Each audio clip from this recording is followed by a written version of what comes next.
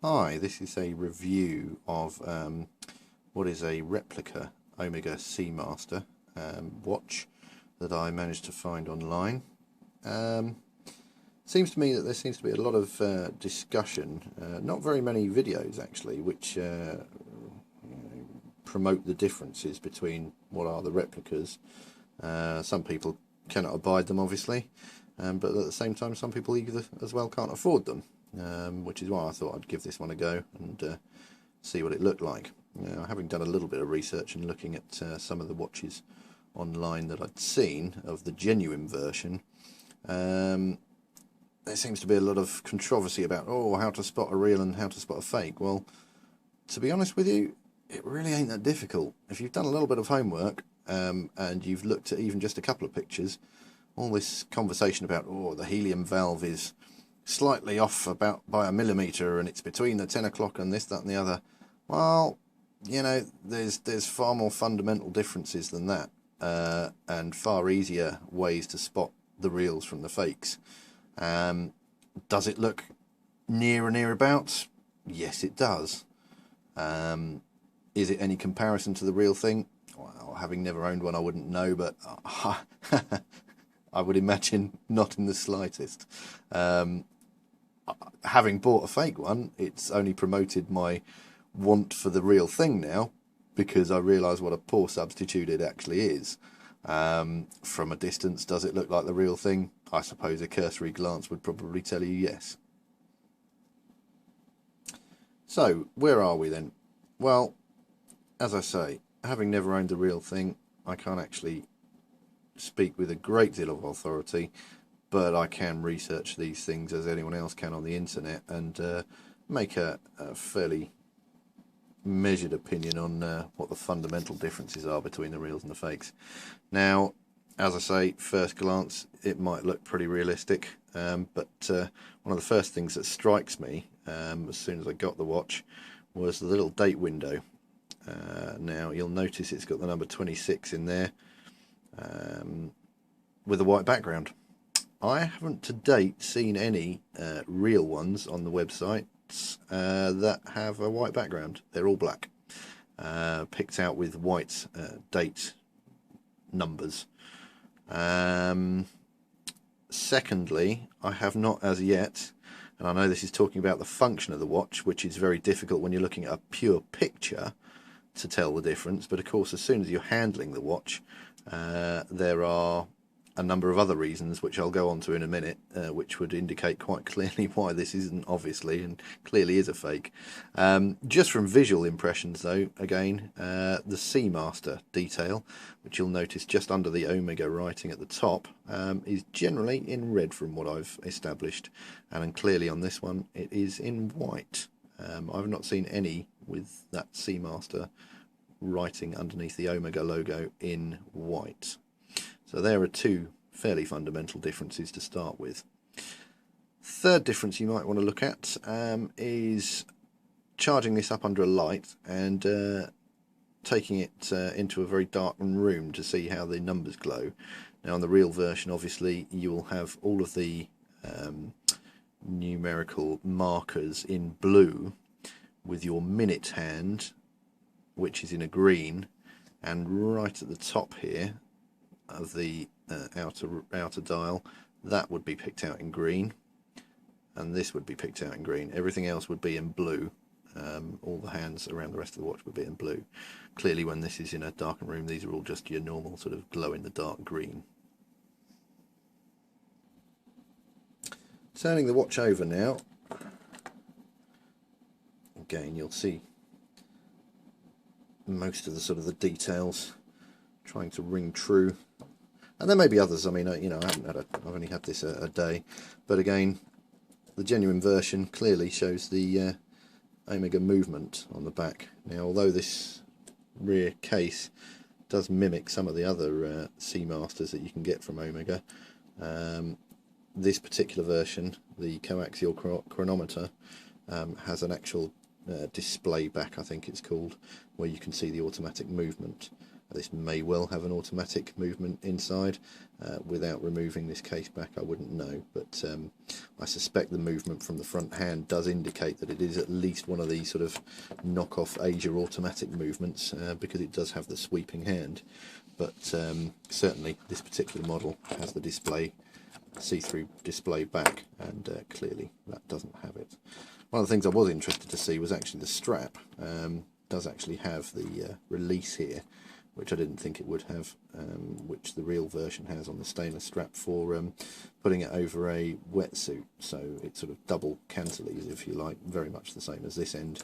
It's very stiff, so I'm not going to do it now, but yeah, this will clip open to allow for an extra extension to immediately extend the strap diameter by, I'll say, 1/4 of an inch, I suppose, just to get that extra little bit of distance over a wetsuit. Now some, not all, have the number 12 at the top picked out numerically in red as well, but I have seen some that I think are genuine versions, or some images on the internet of some genuine versions which have the 12 in this silver colour as well, so I don't know that would always be a dead giveaway. The bezel does actually only rotate in one direction, and it's a fairly positive click. However, when you're actually handling this watch, one of the fundamental things that will tell you straight away that this is not a genuine article, and this almost made me laugh when I got this, is the chronograph hands. You'll see fairly quickly what I mean when you press the buttons. Now I know you can actually get some of these which have working chronographs, but this is almost quite laughable that you can't really do a great deal with this. Likewise the other side.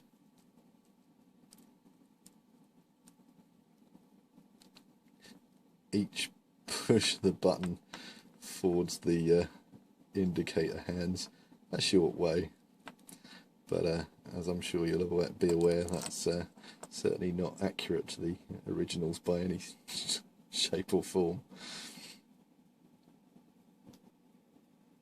Having watched the video on the operation of one of these as well, the real article, you've got a screw-in crown here. Now that, as the real version, does actually unscrew. Certainly obviously won't have any water resistance like the real, or waterproof as the real one. However, this one does actually unscrew,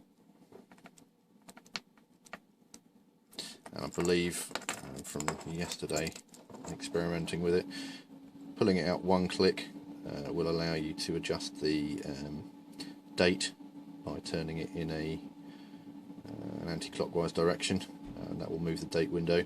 Pulling it out to the second stop will allow you to adjust the time, which is just both the minute hand and the hour hand rotating at the at the normal way that they would rotate. There's no way of stopping the second hand with the watch whatsoever. Until you're adjusting the actual the time on the watch. So very much like a lot of cheap watches, that's the crown pulled out to the second position. You'll have noticed that stopped the second hand, and now by rotating it either fore or aft, you will be able to adjust the time accordingly. But that is pretty much it. And click it once. I'll start your second hand, and click it back in a second time, and re-screw the crown. Anyway, there we have it. That's just my short review of one of the replica. And I know there are many of these replicas out there, and there are some with working chronographs as well. Quite how well they work, I couldn't say, but I dare say there are other better ones out there. This one cost me about £80. They seem to be all about the same sort of money on the internet, but maybe a little bit more money might buy you a slightly better version. I believe there are also some ones which claim to have a genuine Swiss movement inside them. I would wonder whether or not that would be the case. But it does strike me that when you've gone to all this trouble to actually make a replica watch, that it can be so easily let down by some fairly fundamental, simple sort of mistakes in the way that it's been put together. As I say, once again, not having owned the original, a lot of people might criticise me for having bought this, for supporting the sort of market of fake watches. However, there may be changes and differences with the real version that have been sort of mimicked, and the real version may have taken several guises over its first release date, which this copies, but I suspect more so some of these parts will have been made generic, which will fit a variety of replicas, and they'll try and cobble together the parts bin of bits and pieces to give you a near representation. But it seems that it's such a shame that simple little visual mistakes such as the date window, case back, etc., etc., let down what would otherwise be, you know, a near identical replica. But there we are. Yeah, for 80 quid. I mean, let's see. If it lasts me a year, I'd be happy. It does seem to be an automatic movement, but certainly from a distance, I don't know, wearing a smart outfit, you may be fooled into thinking it's the real thing from a distance. But as I say, all it's spurned me to want is to own the genuine article now, and I better start saving, because I think these are about, even used ones at the moment, £3,500 sterling currently, and with a family and mortgage to pay, I can think of better things to be spending my money on currently.